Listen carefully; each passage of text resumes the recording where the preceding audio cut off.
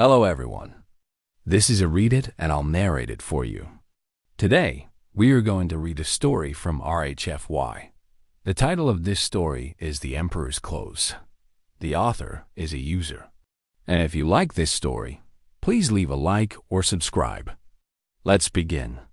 Once upon a time in a faraway galaxy, there was an emperor who ruled over a vast empire.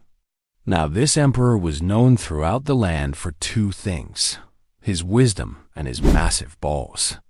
See, this guy didn't suffer fools.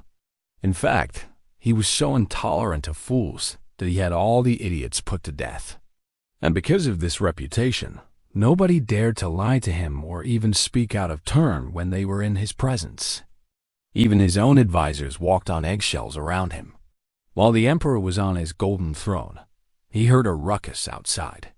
After flushing and washing his hands with fancy gold threads, he opened the door. A tall, skinny guy in spider silk robes stood there, saying, "Your Majesty, I need to talk to you." The emperor was shocked someone dared to barge in like that. "Who are you? How did you get in here?" the emperor demanded, his eyes blazing. "I'm Lord Skittering, Your Majesty," the man replied, cool as a cucumber. "I'm here to warn you about your son, the Crown Prince." The emperor frowned, puzzled.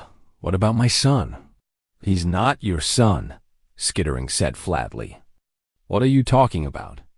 The emperor roared, his anger boiling. "Are you trying to start a war?" "Just stating the truth, Your Majesty," Skittering replied. "The Crown Prince isn't your blood. He's the spawn of a vile creature that slithered into your wife's chambers one night." Now, the emperor was a powerful telepath, but when he reached out with his mind to probe the Skitterings, he found an impenetrable wall where his thoughts bounced back at him. The man wasn't lying. Realizing this, the emperor felt a chill run down his spine. What if this stranger was telling the truth? What if his beloved son, the one he had high hopes for, was actually the spawn of a terrifying monster? He couldn't bear the thought. Lord Skittering bowed deeply. "If you will excuse me now, Your Majesty, I have pressing business elsewhere." With that, he turned and strode out of the chamber, leaving the emperor to stew in his own juices. For weeks after the Skittering's visit, the emperor couldn't shake the nagging feeling that something was off about his son. He watched the boy closely, searching for any sign of abnormality, but the prince seemed like any other pampered royal. Frustrated and confused, the emperor decided to put his worries out of his mind for now and focus on ruling his empire. One night, the emperor was jolted awake by a terrifying scream. He rushed to the window and saw a massive shadow blocking the moon. Peeking out, he spotted a gigantic worm slithering through the sky, its mouth wide open, showing off rows of razor-sharp teeth-like mountains. Its glowing eyes lit up the night, and it let out a thunderous roar before crashing into the royal gardens. The emperor watched in horror as the worm slithered towards the palace. People ran in terror as the beast approached, tripping over one another in their haste to escape. But the emperor stood rooted to the spot, his mind reeling. Was this the monster from Lord Skittering's story come to reclaim its spawn? As the worm drew closer, the emperor could make out the shape of a humanoid figure sitting atop its head. Dressed in fine robes, the figure raised an arm and the worm stopped in its tracks. The emperor watched as the creature spoke to the people gathered before it, its voice booming like thunder. "I am here for my son," it boomed. "Hand him over, and I shall spare your miserable lives." The emperor recoiled in disgust. How dare this monster threaten him? How dare it demand his son? He would never give up his heir willingly. As the worm prepared to attack, the emperor unleashed his psychic might, sending a barrage of bolts of energy towards the creature. But the worm merely swatted them away like pesky flies. Furious, the emperor grabbed his sword and charged out of the palace, followed by his elite guard. He had to protect his son, even if it meant sacrificing his own life.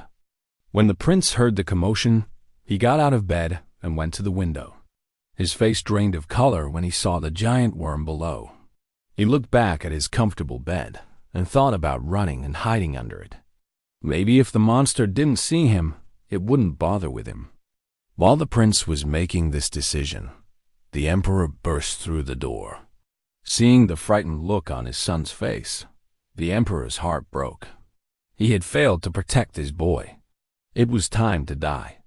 The emperor threw himself at the guards, knocking them aside, and charged out of the palace. As he fought his way through the worm's minions, the emperor couldn't help but feel a sense of pride. At least he would die knowing he'd given his life to protect his son.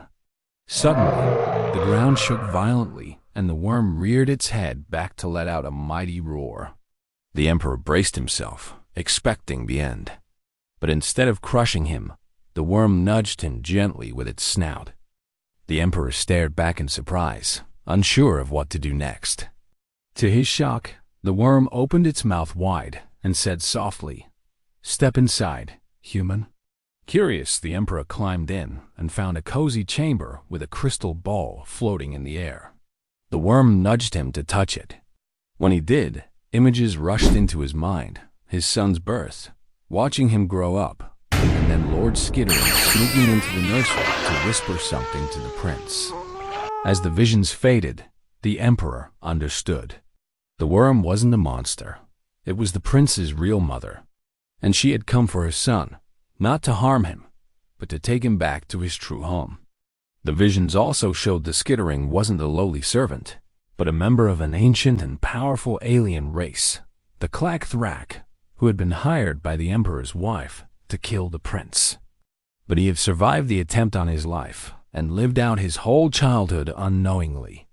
The mother worm slithered closer to the emperor and said, "I am here to take my son home with me. Will you allow me?" The emperor hesitated, torn between his love for his adopted son and the realization that the worm was his real mother. He looked into the creature's eyes and saw nothing but love and concern. Finally, he nodded his head. "You may take him, but please, if it's not too much to ask, let me come with you. I want to meet the rest of my family." The mother worm smiled, a gesture that made her rows of sharp teeth look like a shark's. "As you wish," she said. And with that, she closed her mouth, ending the vision. When the emperor woke up, he knew what he had to do. He summoned his advisors and announced that he was abdicating the throne and retiring from public life. His advisors were shocked, but respected his wishes and agreed to step down. The emperor then went to see his son, who was now a young man. He told the prince the truth about his parentage, and together they left the palace to meet the mother worm. When they arrived at the garden, the worm was waiting for them.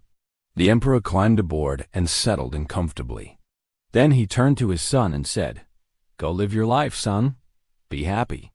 The prince nodded and embraced his father before climbing onto the worm's back and settling in beside him.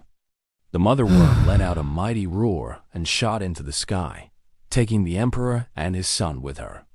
As they flew away, the people of the empire looked up in awe and wonder. They had no idea where the emperor and his son were going, but they knew that they were in good hands. After all, the mother worm was the most powerful creature in the universe.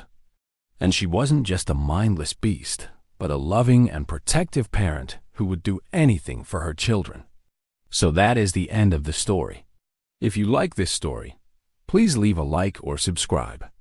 Until next time, goodbye.